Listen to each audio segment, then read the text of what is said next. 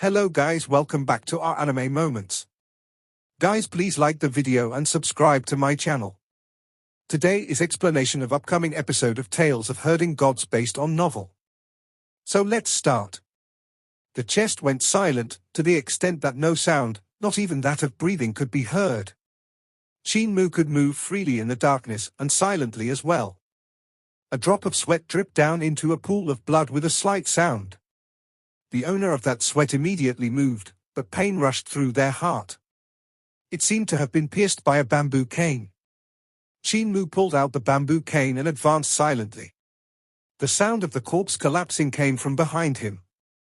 It immediately brought out violent reactions, and the extraterritorial devils in the surroundings attacked, exploding with divine arts and bright spirit weapons toward the area from which the sound had come. Between the flashes of the divine arts and spirit weapons, Qin Mu moved inside the chest like a phantom, and divine arts practitioners died one by one under his hands.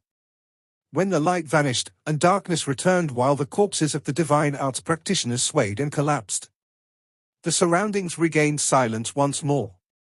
The interior of the chest had a radius of 300 yards, which was an area of about 10 hectares or so. If several hundred people were scattered over such a space, they wouldn't much feel it, even if one of them was a behemoth like the dragon Qin. Yet to the divine arts practitioners, the space seemed incomparably tightly filled. Divine arts could reach anyone in an instant, and some powerful ones could even sweep through all corners of the space. When Qin Mu pulled them all into the chest, everyone had panicked and immediately began to fight, which was why the chest had trembled violently at the start. Darkness had brought chaos to the group, and to protect themselves, everyone attacked whoever was nearest to them. Because of that, quite a number of strong practitioners died under the hands of their own. The chaos didn't last for too long though, since their leader was a strong practitioner of Celestial Being Realm who ordered them to stay calm. That strong practitioner of Celestial Being Realm was smart, but he was killed by Qin Mu the next instant, and chaos ensued once more. Qin Mu used his bamboo cane to kill people, and even strong practitioners of Celestial Being Realm couldn't escape from battling him in close quarters. After the chaos was quelled, someone tried to open the chest to let in some light, but he was stabbed by Qin Mu. In the meantime, there were a few more life-and-death struggles. Everyone still alive in the chest was fearful for their own safety.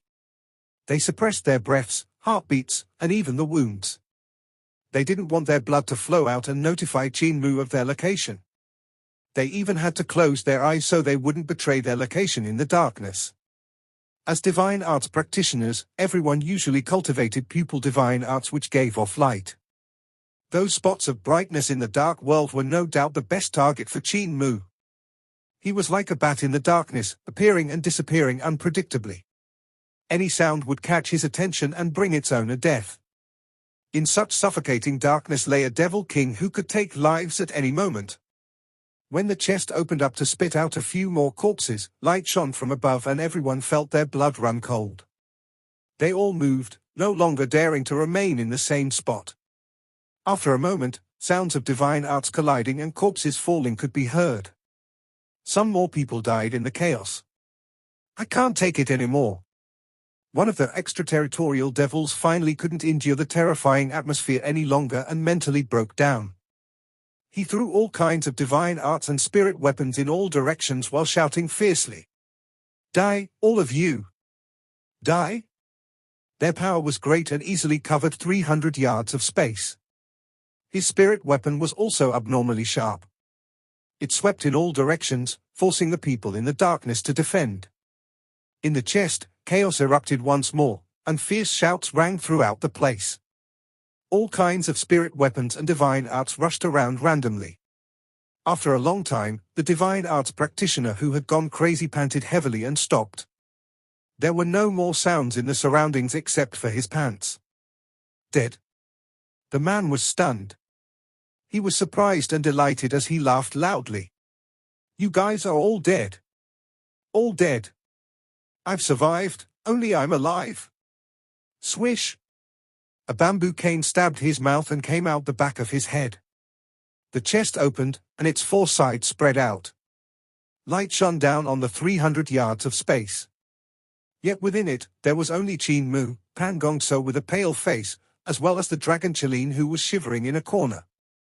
He had shrunk to the size of 3 yards and was hiding behind a bunch of racks. His thick skin and flesh were fine, but spirit weapons of all sizes covered his body. Among them, there were even a few swords that obviously belonged to Qin Mu. It was obvious that quite a number of attacks had hit him in the chaos. He was large. Even if he tried his best to shrink his body, he still didn't lack attacks that accidentally landed on him. The whole ground was strewn with corpses, each one having died differently. Some were stabbed by a bamboo cane, some had their heads split by knives, some were hung in paintings and had their heads erased. There were even some cows and goats as well as divine arts practitioners who were stabbed into porcupines. There were also people who were crushed by the sword pellet and even by the true dragon's nest. However, most of them had died under the hands of their own. The situation had simply been too chaotic. To protect themselves, everyone had no choice but to kill one another. The ones that died under Qin Mu, Pan Gongso, and the dragon Qilin's hands were actually in the minority. They made up at most 30%. Pan Gongso wiped away the bloodstains on his face, still feeling a lingering fear. In the pitch-black darkness, Qin Mu had collided with him once. If he hadn't executed the ultimate art of Roland's golden palace so the youth would realize it was him, he might have also been erased by Qin Mu. In the chaos, he had suffered numerous injuries and gotten rid of quite a number of opponents, but the most dangerous time was still when Qin Mu had gotten close to him. He had almost lost his life then. Even though Pan Gongso had escaped from Qin Mu's sure-kill attack, the pit of his stomach still had a bloody hole from a bamboo cane. This came from him avoiding getting stabbed in the heart. His neck had also been forced to bend at a shocking degree to avoid pig-slaughtering knife. Qin Mu might not have attacked him again after recognizing his divine arts, but Pan Gongso had a suspicion that the brat had known it was him from the start. In the chaos of battle, he simply thought to get rid of him as well. Of course, Pan Gongso didn't have any proof for that, so it wouldn't be good for him to bring it up. Covered in bloodstains, Qin Mu was dragging the corpses out of the chest one by one. He had also suffered numerous injuries and been in an incomparably dangerous situation. He had almost died under the attack sent wildly in all directions. Among the opponents, there had been a few strong practitioners of Celestial Being Realm. Their divine arts were even stronger than those of others, and the attacks from their primordial spirit were incomparably terrifying. If a single attack had hit, he would have definitely died even if he was using true Dragon Overlord body. Still, he had been struck by numerous other divine arts and spirit weapons. If it wasn't for the extraterritorial devil who had suddenly gone crazy, it would have been hard for him to be the last one standing. Pan Gongso came forward, and the two of them threw the corpses out into the darkness in silence. Not long later, the chest was cleaned out. Qin Mu hadn't thrown the spirit weapons of the extraterritorial devils out and now put them all into his Daotai sack. After that, he called back the spirit weapons he had abandoned during the fights. Kai, Kai, Kai! Lines of blood spurted out from the dragon Qilin's body as a few flying swords pulled themselves out and merged with Qin Mu's sword pellet. The dragon Qilin looked at the open wounds that were still spurting blood before looking at Qin Mu. Cult Master, you struck me. I didn't, don't say nonsense, it was an accident. Qin Mu just denied it. Pan Gongso hesitated for a moment, then took the chance when the dragon Qilin was licking his wounds to execute his knife pellets. A few knives came off the dragon Qilin's but merged into his knife pellets. The dragon Qilin was furious. Grandmaster, you also struck me. Pan Gongso coughed up blood and looked at Qin Mu, who pretended not to see anything. Accident, it must have been an accident. He hesitated for a moment, then said, Cult Master Qin, do you still have dragon saliva? Give some to me, I'm also hurt. Qin Mu flipped open his Daotai sack and took out a few bottles of dragon saliva. Pan Gongso hesitated but didn't dare to take them. He scratched his head. I suddenly feel frightened of using Cult Master Qin's dragon saliva to treat my injuries. I can't be sure if it'll treat my wounds or if I'll drop dead from poison. Don't use if you don't want to. Qin Mu opened up the dragon saliva and smeared it on his wounds. Pan Gong So looked at the dragon Qin, who was currently executing Qin fire to melt the rest of the spirit weapons on his body. When the dragon Qin saw him walking over shamelessly, he was instantly angered and turned his butt to face him, revealing a few deep wounds. Is licking wounds fun? You want me to lick your wounds? Come, lick my wounds first. Pan Gong So's face turned black as charcoal, and he said carefully, I just want to borrow some dragon saliva, and I'm not asking you to lick. If you could pity me. The dragon Qilin's heart softened. He couldn't bear it and spat out a huge mouthful of dragon saliva. Lick it yourself. Pan Gong So scooped it up and smeared on his wounds. They treated themselves, and Qin Mu took out some more dragon saliva to smear the wounds on the dragon Qilin's butt. But even after resting for quite a while, their legs were still sore. In the darkness, sounds of footsteps reached them, and Qin Mu struggled to get up. He executed Cinnabar Heaven's Eyes, and a figure with a blood-red cape showed up in the darkness. Pan Gong So also stood up shakily and opened the huge bottle gourd behind him. A waterfall of blood flew up and hung in the sky. The dragon Qilin tried to push himself up, but his weak limbs couldn't hold up his body. He felt better sitting down, so he just remained like that and breathed his true fire. Qin Mu's arms hung down, unable to raise the sword pellet. He could only flick his finger so that carefree sword would fly out to float near his fingertip. It was incomparably fine. A youth was walking over with a long knife on his back. However, he didn't walk all the way to them. Instead, he stopped and looked carefully at the hundreds of corpses between them. In the darkness, the monsters disregarded him. It seemed to only be effective against the people of this world. To a visitor from outer space like him, they were no threat. To kill a troop of scouts of my celestial heaven spirit elite guards, you are very powerful. The youth carrying the long knife shook his cape, which was full of fresh blood. He looked at Qin Mu across the darkness and said solemnly, I'm Luo Wushuang of Spirit Elite Guards. Does your distinguished self dares to announce their name? Pan Gong So chuckled. Luo Wushuang, Spirit Elite Guards? Never heard before. Little brat, you seem capable, come to your death. The youth with the long knife was indifferent. I admire everyone here, to actually kill so many experts by relying only on 2 people and a pig. Your abilities can't be weak to have achieved that, but they were just scouts. Spirit Elite Guards is the army which selects the best from the elites among the younger generations of the celestial heavens and is not something to which these scouts could compare. You guys, the ground beetles of High Emperor, having such abilities is truly worthy of respect, so I've asked for your names to let your reputation live on after you die. But since you guys don't want that. He pulled out his blade and slashed down against the wind. The knife light seemed like it was practiced thousands of times as it landed down against the wind. It grew from 1 to 2, to 4, to 8, to 16, dividing in sequence. When the whole bunch came in front of Qin Mu and the rest, they already filled the sky with knife lights. Pan Gong So shouted furiously and closed his palms together. The blood waterfall transformed into a blood Buddha which faced the knife lights. They shattered it. However, with the impact of the blood Buddha, the knife lights were unstable for an instant. Yet Pan Gong So sat down on the ground and panted heavily. He had no more magic power left.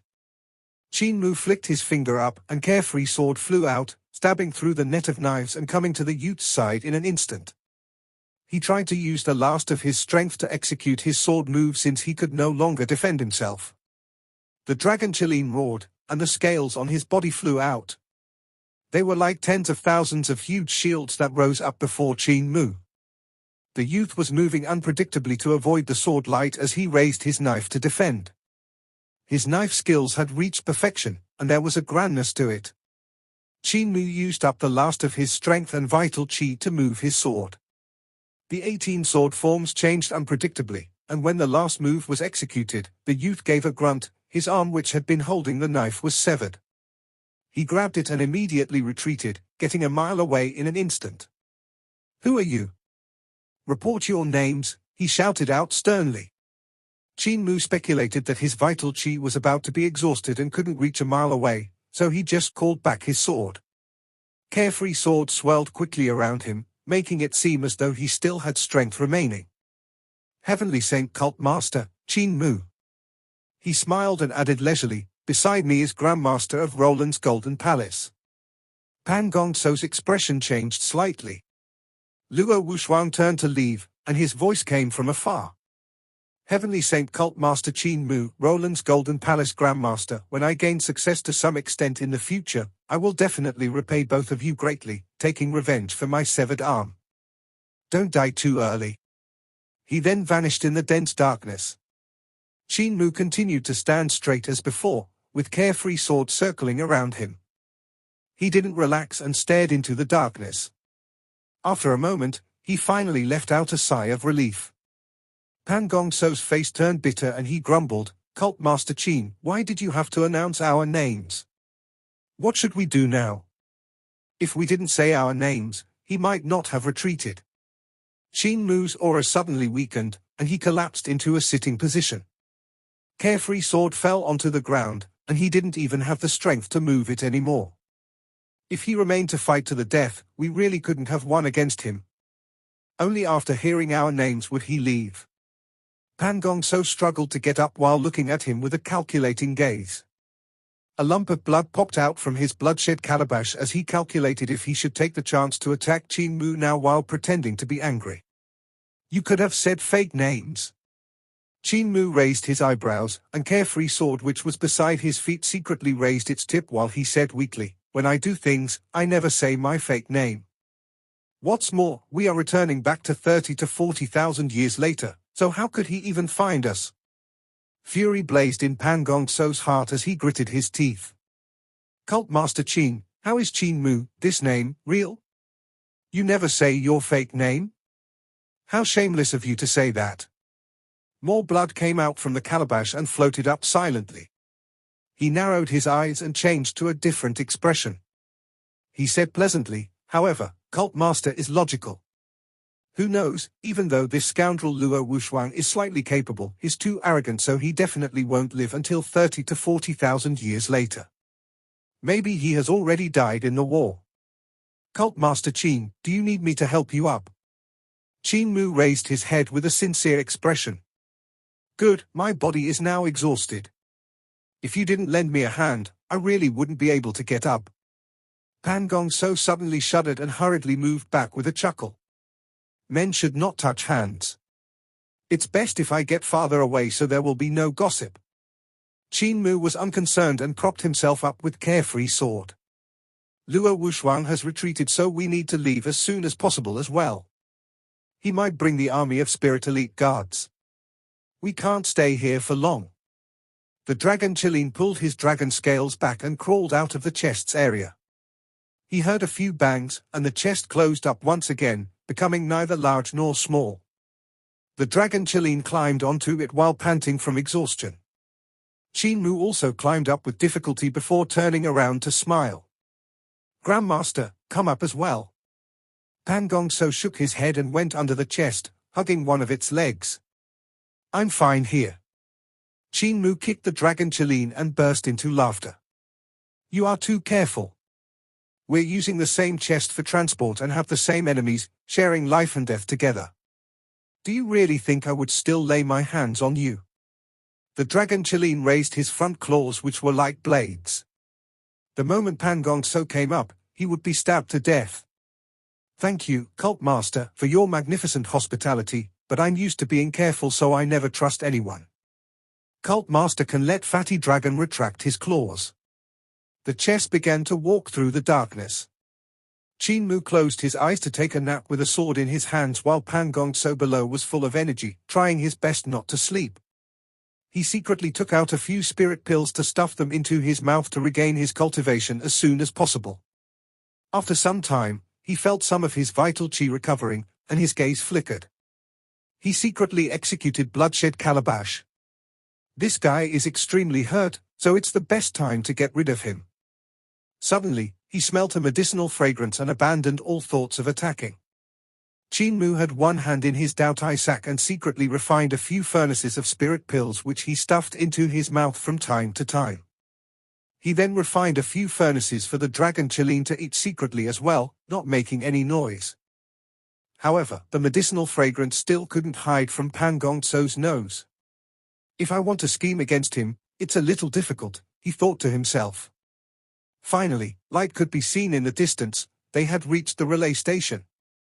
There was a god in there, so numerous people were resting in that area.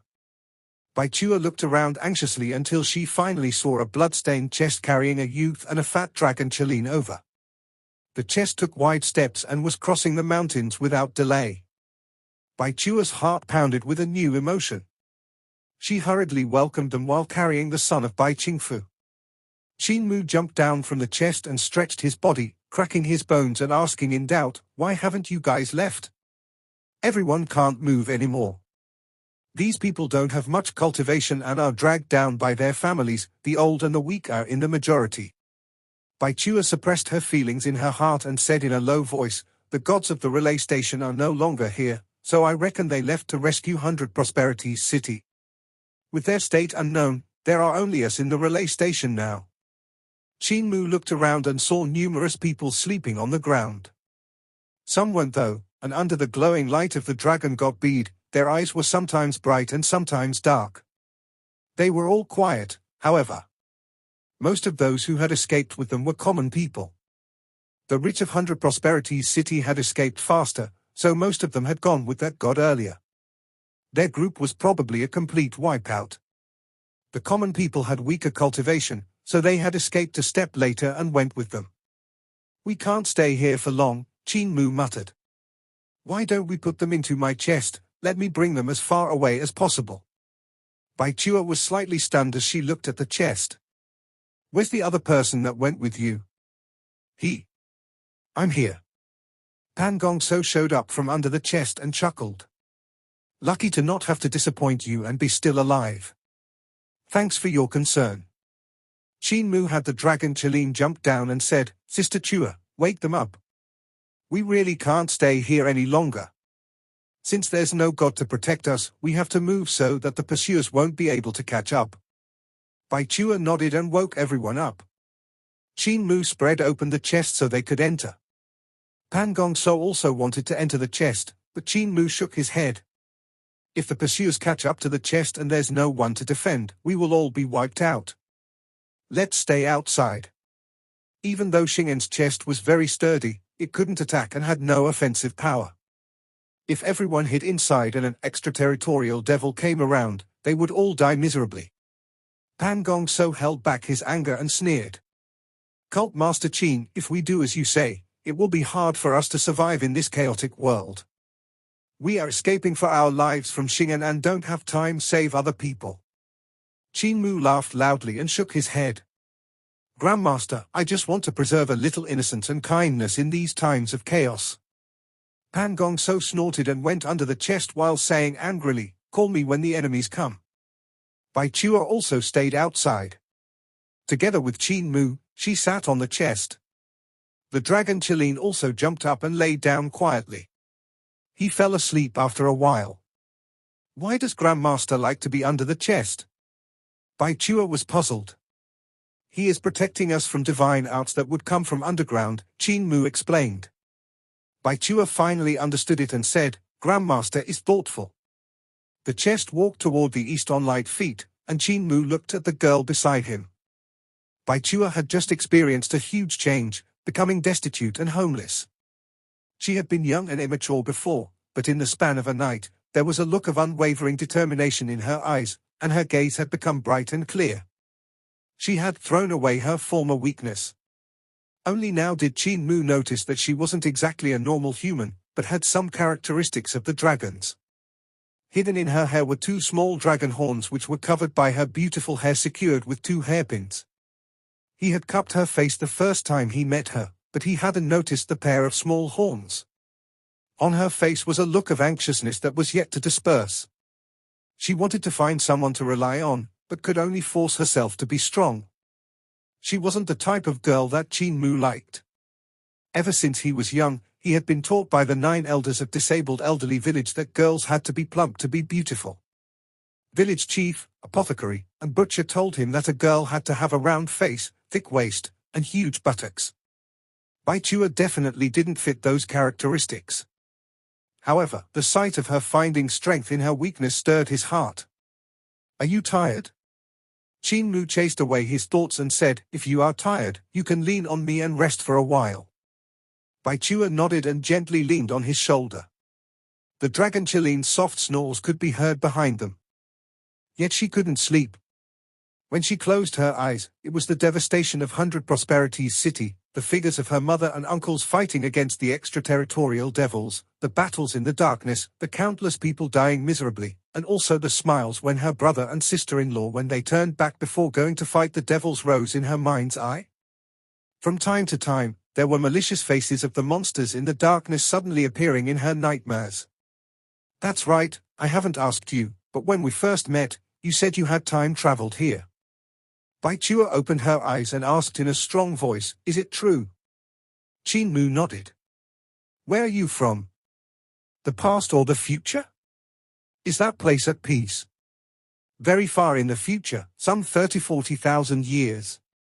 Over there, it's still peaceful for now, but it's hard to say how long it will last." 30–40,000 years. The girl leaning against his shoulder became silent for a moment. "I don't know if I can still live for that long. The days here are too bitter, so bitter that it's hard to live on." "You need to live on, the people in the chest still need you." Qin Mu smiled at her and said in a soft voice, "You're much stronger than I had imagined." Many people, even men, would have long broken down when faced with such a situation. "I know living is very difficult, but you have to carry everyone's hopes, and also the hopes of your brother and sister-in-law as well as their child." Bai Chua trembled, then nodded lightly. "Will you walk down with me?" she asked.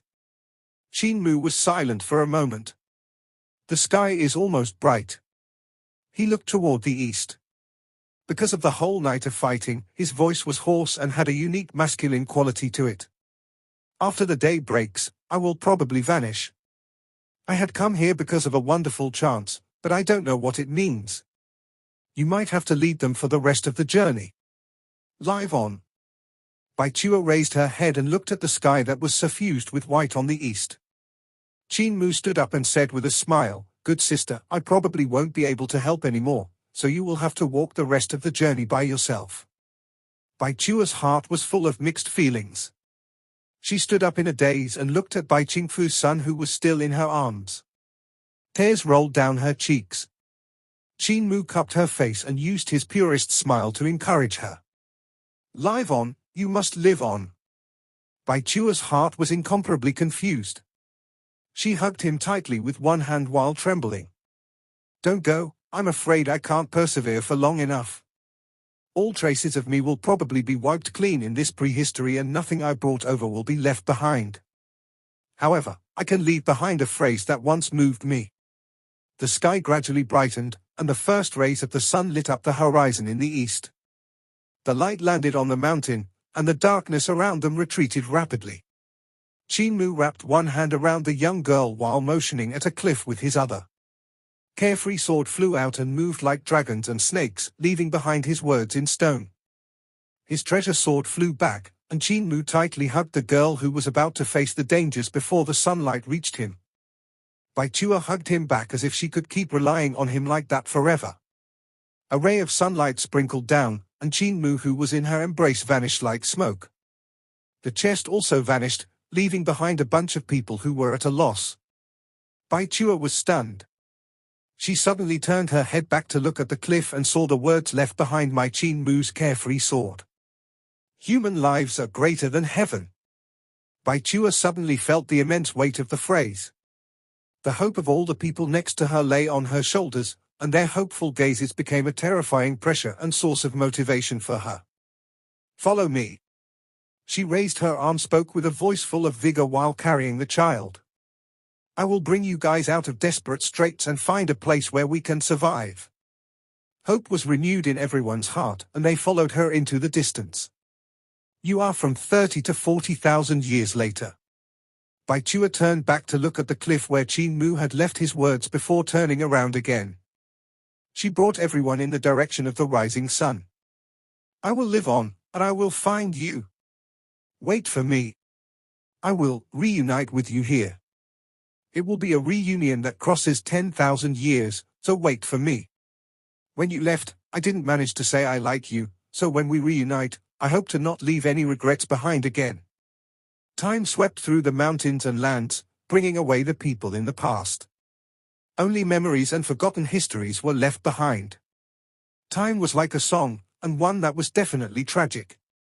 Qin Mu stood on the chest while embracing the girl when sunlight shone down on them like time. When the rays landed on them, the young girl in his embrace became flying sand which flowed back with the darkness.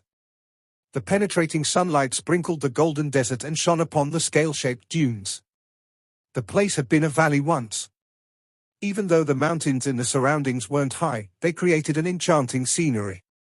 Yet the passage of time only left behind a sky full of yellow sand. Qin Mu jumped off the chest. Even though he had known that it would happen, it was still hard to not feel depressed. The chest opened its cover and threw the dragon Qilin out. The chest also seemed to be puzzled, though. There was clearly several hundred people in its stomach earlier, so how had they suddenly vanished? The dragon Qilin was terrified and uneasy. He was very superstitious and extremely afraid of ghosts. Now he was so frightened that he buried his head in the sand. Qin Mu raised his head and looked at the bare cliff in front of him standing alone in the yellow desert. After tens of thousands of years of sandstorms, it hadn't eroded or crumbled. On the cliff, there were the writings that he had left behind tens of thousands of years ago. Human lives are greater than heaven. Qin Mu was stunned. He had really left something that belonged to him in history. Everything that happened last night wasn't an echo of history or even a dream. He couldn't understand the marvelous experience he had this night, couldn't explain how he had returned to 30,000–40,000 years ago and why he would experience a darkness invasion with the people of 100 Prosperities City. He also couldn't explain why he had returned to the present and why High Emperor era would vanish after the darkness. Yet everything had truly happened. He had fought together with the people of tens of thousands of years ago, saw how they laid down their lives and what suffering they faced. He also saw the other celestial heavens about to destroy the celestial heavens of High Emperor era, and the deaths and devastation that caused. The era of High Emperor was destroyed and the era of Founding Emperor was also destroyed. Is it the same celestial heavens that made it happen? He had a guess in his heart, but he didn't have any solid evidence to prove it. Maybe the ones that want to destroy eternal peace are the same celestial heavens? If so, where are they from? Beneath the chest, Pan Gongso got out silently and raised his head to look at the lone cliff in the desert. He examined those words on and said leisurely, "Cult Master Qin, you must be very disappointed and sorrowful now, right? Maybe that girl from Bai family liked you and you might have liked her very much too, but she knew that you would have to leave, which is why she didn't say it out. Time is too ruthless." His gaze flickered, and the calabash behind him suddenly opened so a lump of blood silently floated up. It made no sound. Pan Gongso stared at Qin Mu's back. The lump of blood in the sky was like a venomous snake wiggling its body. His voice was also like a venomous snake tunneling into Qin Mu's heart, gnawing onto his soul and destroying his Tao heart. This made his youth reveal a flaw. If you had remained in that era, maybe your life would be completely different from now. Pan Gongso slowly moved forward while adjusting his breath, making his voice more and more bewitching. He told him about a reality that was completely different. You too might have fallen into the river of love, might have had a lot of children. You might have been faced with numerous setbacks and dangers, but your lives would have been so much more interesting. The come and go of history would be filled with gorgeous colors that you little husband and wife would have experienced. What a pity. His tone suddenly changed and became toxic. What a pity you two had to separate. Separation of tens of thousands of years. Whatever love or liking, whatever future would all become yellow sand throughout such a long time, transforming into fabrication. He revealed a strange smile, and his voice also became warped along with his strange smile. That girl of Bai family might already be long dead. After you left, she most likely died in the hands of the pursuers. Even if she escaped, she might have already married someone else, given birth to children, and become an old lady. Only when her beauty would have started to fade would she sometimes remember that youth who had suddenly appeared and cupped her face. Cult Master Qin, do you have sorrow in your heart? Is it gnawing at your soul, poisoning it? Pan Gongso went closer and closer to him. His voice was strange, like that of the Devil King whispering from outer space, luring a person into falling from grace. She has died, becoming dust. 30 to 40,000 years ago, in this desert that hides history, other than you, this sentimental boy, no one even remembers her anymore. Just like that, she has drowned in the dust of history and is buried under the rolling yellow sand. He chuckled and said, when young, you never know the taste of woe or sorrow, and up to the top floor you love to go. Up to the top floor, you love to go. Now sorrow and woe you've tasted, and the bitterness withal, to speak, you wish, and yet you stall. Cult Master Qin, your inner heart is just that brittle, let me end it.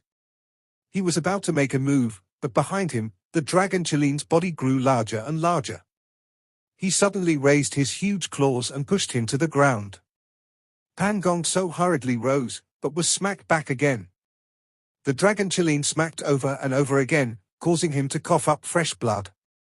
Talk some more, talk some more. Pan Gongso was suddenly angered. Fat pig, do you think I'm really afraid of you? The dragon Chilin's claws, which as sharp as knives, suddenly flicked, preparing to slice his belly open.